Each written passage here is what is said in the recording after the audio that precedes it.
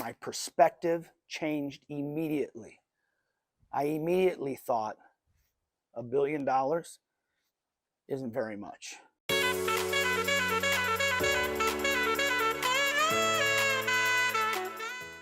got a friend in Palm Springs. He's a developer, an investor, and he and I were doing some business together, and he knew that I'd been in the land banking business. Land banking is when you buy land in the path of growth.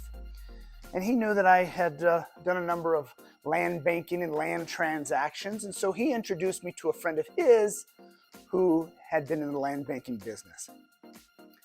Well, his friend's from Calgary, Canada. You know, you got a lot of snowbirds coming out of Canada every winter down into the Palm Springs area, and I'm sure that's how they met. He had been doing that every winter for years. So this friend from Canada, his name is Brian, calls me up and we discuss land banking. And he tells me that he's done very well in land banking, and we had a nice conversation. Well, it was decided that I would go up and visit him in Calgary and see his operation and see his holdings and what he had going on in Calgary. So I made a flight, I arrived, I was gonna be there 2 days, and my friend Brian was very kind and gracious. Drove me all over town showing me different land holdings and real estate holdings that he has. Now, before I went to Calgary and just after I met him, of course I get on the Googly and I Google the guy, and a newspaper article and a video clip announced him or introduced him as a billionaire. So I thought, hey, this is kind of cool. I get to go up and visit with a billionaire. When I talked to him about being a billionaire, he downplayed it, said, no, I'm not a billionaire. This was pre-COVID, so now maybe he is less than $1 billion, maybe he's worth $2 billion. I don't know, it doesn't matter. It's not relevant to the story. I fly to Canada. I visit with him. He takes me around, he shows me the shopping center that he owns. He shows me big acreage right in the path of growth that he owns, and a medical building and a charter school that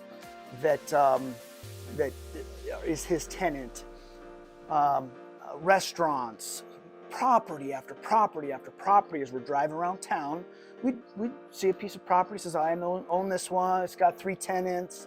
We drive another mile, he says, I own this one over here, it's got 7 tenants. One after another.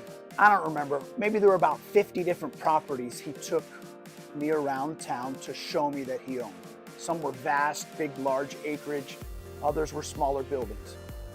Of course, the acreage doesn't provide income, it's land, but the buildings with tenants certainly did.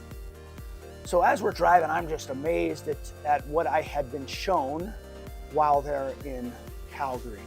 And I was thinking, wow, this is a lot of investment properties. And then I got the real education. We're heading over this hill. He shows me, says, this right here, I own this building here, and this is the last one. I've shown you all of my holdings that I have here in Calgary. And right then we crested a hill, and boom, there was downtown Calgary. High rise after high rise. And my perspective changed immediately. I immediately thought $1 billion isn't very much. I was looking at billions and billions and probably trillions right in front of me on this road to downtown Calgary.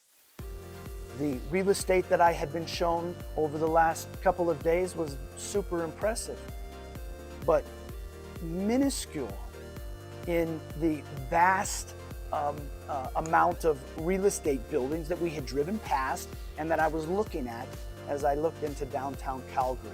It was the best thing that I received from my visit with my friend was perspective.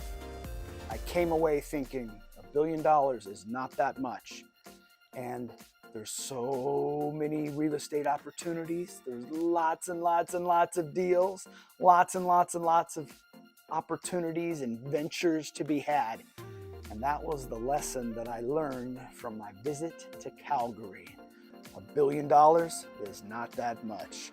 Not when you look at all the real estate in the in the country, in the world. Right behind me, there's 4 houses on the hill. Each are dang near $1 million. You start adding those up with every hill or all the property you can see from over here, $1 billion is not that much.